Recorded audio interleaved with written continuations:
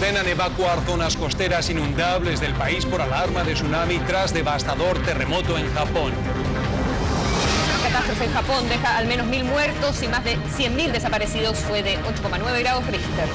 Instrumentos ya detectan variación en el nivel de las olas en Isla de Pascua. Población se refugia en el aeropuerto. Alarma por posible fuga radioactiva en planta nuclear japonesa afectada por el terremoto.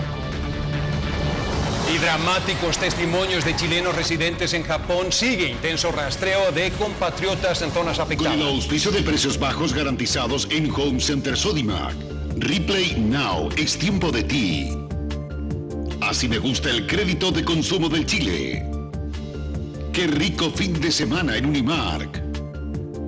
Y Movistar, únete a la compañía preferida. Presentamos 24 horas Central.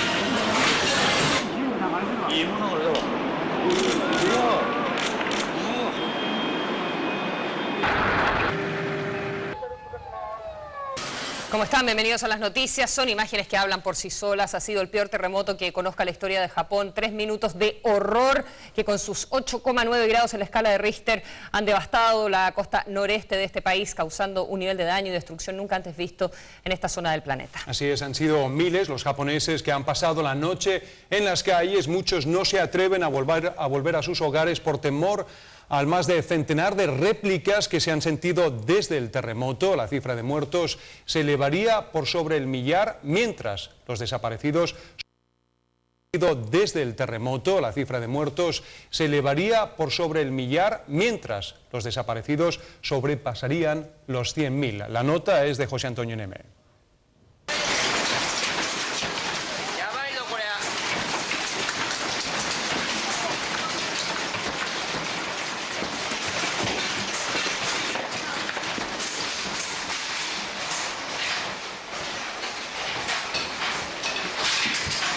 Quedó atrapada debajo de la mesa mientras por encima le pasaba el terremoto más grande de los últimos 140 años.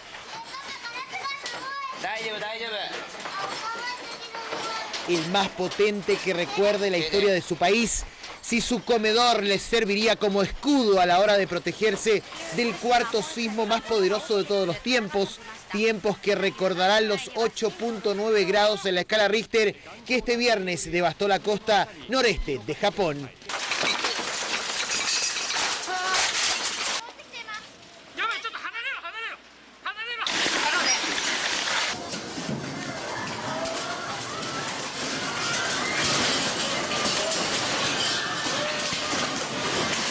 Tres minutos por reloj en que no hubo repisa suficientemente firme.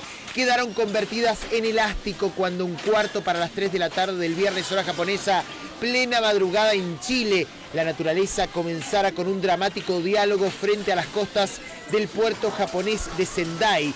1 millón de habitantes en esta ciudad sobre el mismo suelo. 20 kilómetros más abajo el sismo se haría perceptible en su epicentro. El pánico viajaría desde el mar hacia la línea costera y desde allí 300 kilómetros más al sur, recorriendo Japón desde el norte hacia el centro en plena jornada laboral. El pánico aterrizó en Tokio.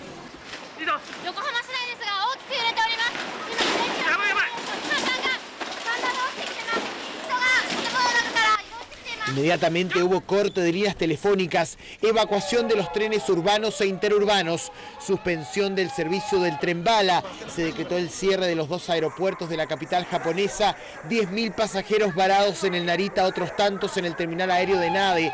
Eso fue en Tokio porque el aeropuerto de Sendai en la zona del epicentro quedó prácticamente destruido.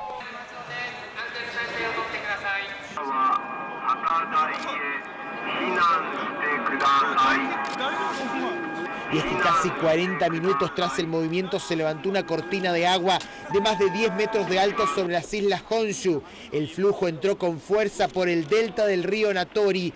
El puerto de Sendai pareció ser de plástico ante el avance del tsunami.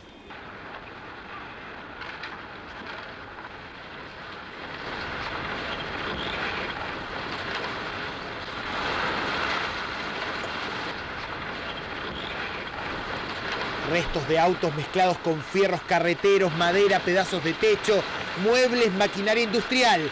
A esa altura el sismo había desplomado el Nikkei y la plaza bursátil japonesa arrastraba las del resto de Asia. Los números se veían negros en el mercado, tan oscuros como los cientos de cuerpos que corrían desde la bahía tierra adentro, todo mezclado con el agua. Eso era el tsunami más poderoso que registra este país y que barrió con la zona nororiental de la isla de Japón, sin distinguir entre zonas urbanas o rurales, tierras habitables o agrícolas. Wow. Acabo de salir, salí de inmediato, me salvé. Es demasiado peligroso, pero al menos conseguí escapar del edificio. Nunca había experimentado algo así, no podía soportarlo. Nunca había experimentado un terremoto antes.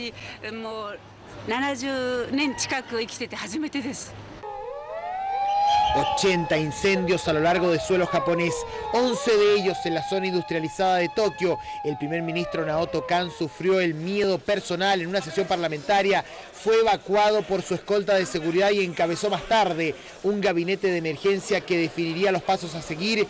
Es el gran desastre de nuestra historia, diría. Vamos a volver a establecer la seguridad para la gente de Japón, para minimizar los daños. El gobierno va a hacer todo lo posible. Le pedimos a la gente que actúe con calma. Inmediatamente se le entregó el control de la zona más afectada a las llamadas Fuerzas de Defensa Marítima. Se habilitó un comité de emergencia de gobierno que declaró alerta nuclear, ordenó el monitoreo de la totalidad de reactores en el país, en especial el de Fukushima, por posible fuga radioactiva, además de disponer de una logística de entrega de alimentos, medicamentos y agua potable, todo por medio de las fuerzas de orden. Kan llamó a Barack Obama, Obama le devolvió el llamado y Estados Unidos puso al servicio japonés buques de guerra y aviones civiles, además de 40.000 efectivos militares y 50.000 funcionarios de gobierno. En caso de ser necesario, el presidente Barack Obama hablaría más tarde de un desastre que le llegó al corazón. Es un desastre potencialmente catastrófico y las imágenes de destrucción e inundación que llegaron de Japón simplemente rompen el corazón. Japón es, por supuesto, uno de nuestros más fuertes y grandes aliados. Hablé esta mañana con el primer ministro en nombre del pueblo norteamericano para mandarle nuestras más sentidas condolencias y ofrecerle toda la ayuda que necesiten. Del norte japonés solo se conoce su aislamiento, suspensión de los sistemas de autopistas, puertos y aeropuertos, mientras es el ejército del país el que intenta rearmar los canales de transporte. Hacia el centro en Tokio amanece a esta hora con los servicios de metro operando en forma mínima, la habilitación de albergues y la apertura de sistemas de entrega de ayuda, aún algunas zonas sin agua potable, otras tantas sin la electricidad necesaria para iluminar artificialmente el mayor desastre natural que la memoria de los japoneses archive jamás. Impactantes imágenes, luz de día ahora en Japón, lo que significa que vamos a tener una mejor evaluación y apreciación de la magnitud de los daños allí. Hablaremos con nuestro sector en prensa internacional para una actualización, pero antes sabemos que se está replegando el mar en Isla de Pascua, para lo cual tenemos, verdad, por un lado a Juan Carlos, verdad, allí, y tenemos, verdad, a Marcelo, que tú podrás corroborar esa información. Sí, absolutamente. En este momento debería estar bajando el nivel del mar en Isla de Pascua. ¿Qué está pasando? Estamos en una fase negativa, o sea, bajo el nivel, el comportamiento normal del mar está bajo más o menos unos 20, 30, casi 50 centímetros. Debería estar retrocediendo. ¿Qué dice de eso respecto de cómo vuelve el mar? Tenemos que observarlo, la verdad es que... Pero es centimétrico, estamos hablando de un evento absolutamente menor en este momento en Pascua, por lo menos donde está el sensor. ¿Piensas tú que se replegaría todavía más? No, porque el comportamiento en las otras islas ha sido similar. Ahora yo debería empezar a bajar y ya a subir. Yo creo que es importante ver la percepción en la medida observada que están haciendo ellos ahí en tiempo real. Si nos muestran imágenes sería mejor todavía. ¿Cuál es la razón de que se recoja el mar? No, lo que pasa es que hay una perturbación del fondo oceánico, sube rápidamente y esa perturbación tiene un lado positivo y aparte un lado negativo. Todo lo que sube tiene que bajar. Justamente, un tema de gravedad. Por lo tanto, la primera onda, parte positiva, depende, puede ser también una depresión, y eso está asociado directamente a la deformación del fondo oceánico. Si se levanta, la primera onda se levanta. Si el fondo oceánico se hunde, la primera onda es negativa, baja, y ese es el primer tren de ondas que parte.